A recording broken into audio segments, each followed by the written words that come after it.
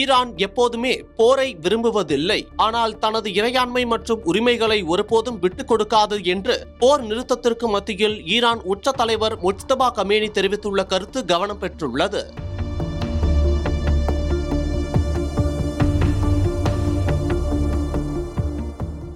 ஈரானுக்கு எதிராக அமெரிக்கா மற்றும் இஸ்ரேல் இணைந்து கடந்த பிப்ரவரி 28 கடுமையாக தாக்குதல் நடத்தியது. தொடர்ந்து 6 வாரங்களாக நடந்த தாக்குதலில் ஈரானில் 2000க்கும் மேற்பட்டோர் உயிரிழந்துள்ளனர். இதற்கு ஈரானும் பதிலடி கொடுத்தது. தொடர்ந்து சுமார் 40 நாட்களாக நடைபெற்ற போரானது பாகிஸ்தான் உள்ளிட்ட நாடுகள் மத்தியஸ்தம் செய்து 2 வார போர் நிறுத்தத்திற்கு அமெரிக்கா மற்றும் ஈரான் ஒப்புக்கொண்டது. இதனைத் தொடர்ந்து ஆர்முஸ் நீரிணை தொடர்பாக முக்கிய நடவடிக்கைகளை ஈரான் மேற்கொண்டு வருகிறது. இந்த நிலையில்தான் ஈரானின் உச்ச தலைவர் முஜ்தபா கமேனி ஈரானிய புரட்சியின் மறைந்த தலைவரின் 40வது நாள் நினைவேந்தலை முன்னிட்டு நாட்டு மக்களுக்கு ஆற்றிய உரையில் தற்போதைய சர்வதேச பதற்றங்களுக்கு மத்தியில் ஈரானின் உறுதியான நிலைப்பாட்டை வெளிப்படுத்தியுள்ளார்.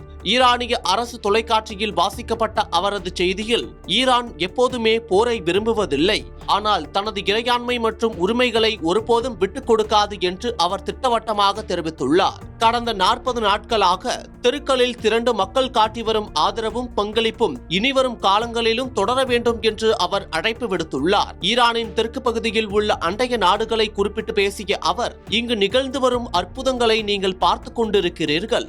சாத்தானின் பொய்யான வாக்குறுதிகளை நம்பி ஏமாற வேண்டாம், எச்சரிக்கையாக இருங்கள் என்று அறிவுறுத்தியுள்ளார். சமீப காலமாக ஈரான், அமெரிக்கா மற்றும் இஸ்ரேல் இடையே நிலவி வரும் போர் சூழலுக்கு மத்தியில் ஈரானின் புதிய தலைமையிடம் இருந்து வந்துள்ள இந்த செய்தி சர்வதேச அரங்கில் உன்னிப்பாக கவனிக்கப்படுகிறது.